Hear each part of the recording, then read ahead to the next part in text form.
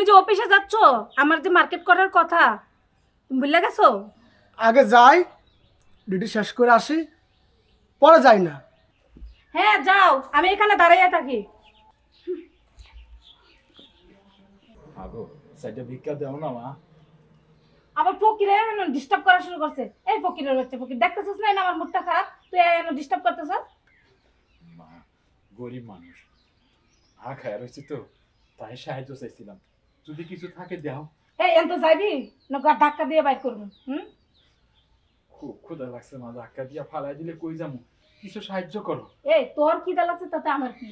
তোর খিদা লাগছে তুই কই অন্য জায়গায় গিয়ে খাগা, তুই আমার কাছে এসেছিস কে লেগে? যাবেন তে যা। ফকিরের বাচ্চা ফকির।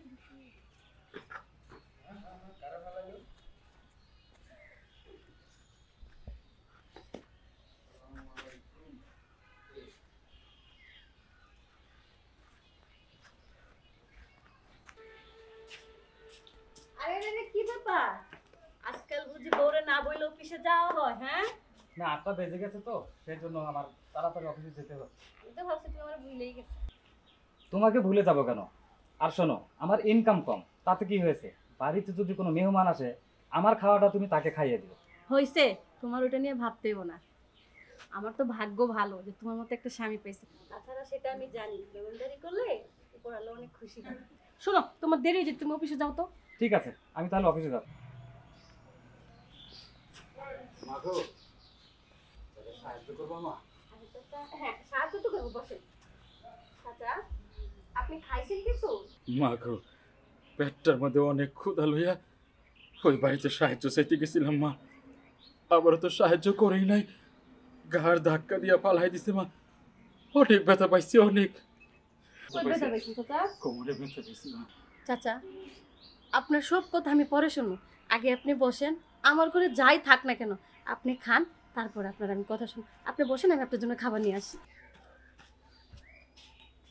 চাচা, সকালে রুটি করছিলাম, এই রুটিটাই খান আপনি। হ্যাঁ, আমি খাইয়ে দিই।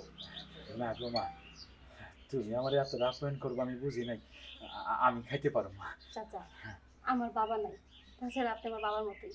আপনারা খাওয়াই দিতে পারলে আমি একটু শান্তি পাবো। আপনি বসেন তো, আমি খাওয়াই দিই। হ্যাঁ, খাওয়াই দাও মা, খাওয়াই দাও।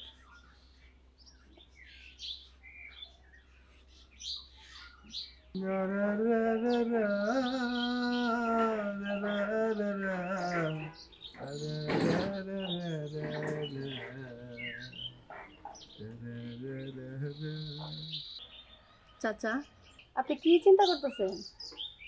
না গো মা, কিছু চিন্তা করি না, তাই তোমার স্বামীরে কইবা সে একটা ভালো মানুষ পাইছে, সে যেন তার যত্ন নেয়।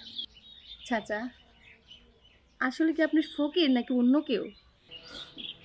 ফকির মা, ভালোবাসার অভাবে ফকির।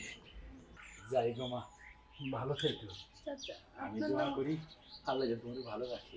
চাচা, আপনার নাম মাজায় ব্যথা? ব্যথা মনে ছিল, তোমার তোমার খাবার খাওয়াতে ব্যথা গেছে গা। যাই গো মা, যাই। আচ্ছা চাচা, আপনার ছেলের জন্য দোয়া করেন। দোয়া করবি মা। মুরব্বিটা অনেক ভালো। যাই, আমার আবার কাজ আছে, কাজ করি, নাহলে আইসা অফিসে চিল্লাচিল্লি করি।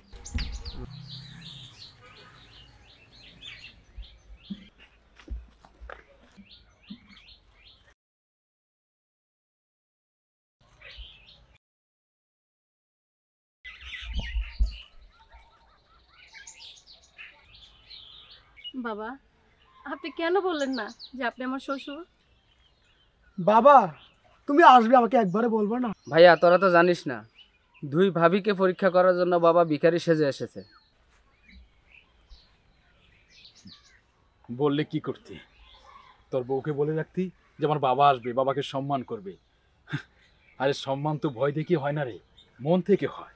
যে সম্মান করতে জানে সে পৃথিবীর সবাইকে সম্মান করতে জানে।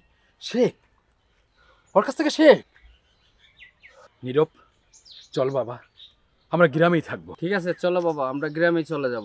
না বাবা, আপনি কোথাও যাবেন না। জানেন বাবা, সেই ছোটবেলা আমি আমার বাবাকে হারাইছি। বাবার আদর কি আমি জানি না। আমার তো ভাগ্য ভালো যে বাবার মতো আমি একটা শ্বশুর পাইছি। আপনি আমার কাছে থাকবেন, আমি যা খাই আপনি তাই খাইয়ে থাকবেন, ওদের কাছে থাকতে হবে না। তবু আব্বা, আপনি গ্রামে যায়েন না। ঠিক আছে বৌমা, নিজেকে শুধরাও। একটা কথা মনে রেখো, তুমি একসময় শাশুড়ি হবে, আমার ছেলে হবে শ্বশুর।